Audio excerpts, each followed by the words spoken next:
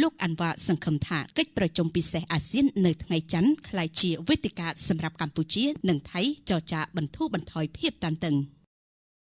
ម៉ាឡេស៊ីក្នុងនាមជាប្រធានអាស៊ាននឹងកោះប្រជុំពិសេសនៃបណ្ដារដ្ឋមន្ត្រីការបរទេសអាស៊ានដើម្បីដោះស្រាយស្ថានភាពបច្ចុប្បន្នរវាងកម្ពុជានិងថៃនៅក្នុងទីក្រុងកូឡាឡាំពួរនៅថ្ងៃច័ន្ទទី22ខែធ្នូគណៈនាយករដ្ឋមន្ត្រីអាន់វ៉ាអ៊ីប្រាហ៊ីមសង្ឃឹមថាកិច្ចប្រជុំនេះនឹងក្លាយជាវេទិកាសម្រាប់កម្ពុជានិងថៃចូលរួមក្នុងកិច្ចសន្ទនាដោយបើកចំហនិងប្រកបដោយលក្ខណៈស្ថាបនាឆ្ពោះទៅរកការបន្ធូរបន្ថយភាពតានតឹងរវាងប្រទេសទាំងពីរនេះបើតាមការចេញផ្សាយដោយសារព័ត៌មានម៉ាឡេស៊ី Bernama ក្រសួងការបរទេសម៉ាឡេស៊ីបាននិយាយនៅក្នុងសេចក្តីថ្លែងការណ៍មួយដោយចេញផ្សាយនៅថ្ងៃអាទិត្យទី21ខែធ្នូថាកិច្ចប្រជុំពិសេសនឹងត្រូវធ្វើឡើងតបតាមការសម្រេចចិត្តរបស់នាយករដ្ឋមន្ត្រីម៉ាឡេស៊ីកម្ពុជានិងថៃកាលពីថ្ងៃទី11ខែធ្នូឆ្នាំ